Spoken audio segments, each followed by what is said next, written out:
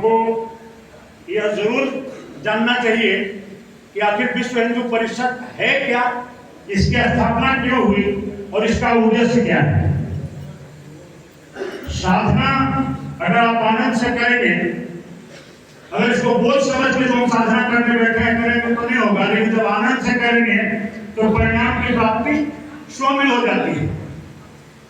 हिंदू समाज को संगठित और जागृत करने के लिए विश्व हिंदू परिषद का स्थापना हुआ था। आप लोग में से सबको मालूम है कि 1964 में जन्माष्टमी के दिन मुंबई के संदीपनी आश्रम में इसका स्थापना हुआ। अब आप सोचे कि साधु संतों ने स्थापना के लिए जन्माष्टमी के दिन ही क्यों चुना?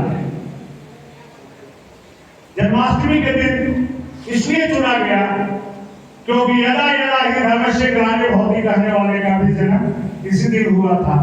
और विश्व हिंदू परिषद का भी उत्पादन इसीलिए हुआ कि यदा यदा ही धर्मस्य ग्लानिर्भवति भारत, धर्म की संस्थापना, धर्म को स्थापित करके धर्म की रक्षा करने के लिए हम लोगों की संगठन की निर्माण की गई थी। 1964 में इस संगठन का निर्माण होने के बाद 1966 के जनवरी में प्रयाग में बहुत बड़ा सम्मेलन हुआ हिंदुओं का, जो प्रथम विश्व हिंदू सम्मेलन के रूप में जाना जाता है। उसमें प्रस्ताव लाया गया कि धर्मांतरित बंधुओं को वापस लाया जाएगा, उनका परावर्तन कराया जाएगा, गौ रक्षा की जाएगी, विदेश में रहने वाले हिंदुओं के साथ संपर्क स्थापित कर उनकी सहायता की जाएगी। उसके बाद 1989 की जनवरी में द्वितीय विश्व हिंदू सम्मेलन हुआ। इसका उद्घाटन पूज्य दलाई लामा जी ने किशोर किया था और उनका स्वागत शंकराचार्य ने किया था। आज के परिप्रेक्ष्य में कुछ लोग जो अपने को हिंदू से अलग बताते हैं, उनके लिए यह जानना बहुत जरूरी है कि द्वितीय विश्व हिंदू सम्मेलन में हमारे मुख्य अतिथि बौद्ध धर्म के दलाई लामा जी ही थे। 2007 के फरवरी में तृतीय विश्व हिंदू सम्मेलन हुआ। यह प्रयाग के कुंभ के दौरान हुआ था और उसमें कुल 41,000 गांव से लगभग 1.5 लाख कार्यकर्ता जमा हुए थे।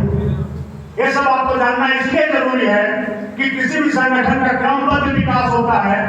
जब तक हम ये नहीं जानेंगे कि हमारा इतिहास क्या है, तब तक हम वर्तमान को नहीं संभाल सकते।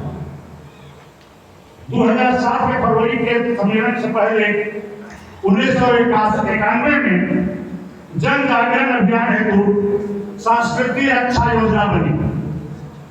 हम लोग अपनी संस्कृति और सभ्यता पर बहुत गर्व करते हैं।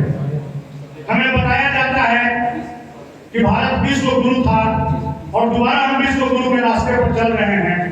और इस विश्व गुरु के रास्ते पर हम तभी पहुंच सकते हैं जब हम अपनी सभ्यता और संस्कृति को फिर से पुनर्जागृत करें। 1983 में माननीय मोरोपंत जी के द्वारा सारे देश को एक सूत्र में बांधने के लिए 3 यात्राएं निकाली गई। हरिद्वार से कन्याकुमारी, पशुपतिनाथ से रामेश्वरम और गंगा सागर से सोमनाथ। इसके साथ साथ उस समय 312 और यात्राएं भी निकाली गई थी। 1987 में संतों के कहने पर सद्भावना यात्रा निकाला गया। इसमें सैकड़ों संत शामिल हुए थे। उसके बाद आया हमारा मुख्य कार्य, जिसके चलते हमें देश भर में पहचान मिली, विदेशों में पहचान मिली, वह था मंदिर आंदोलन।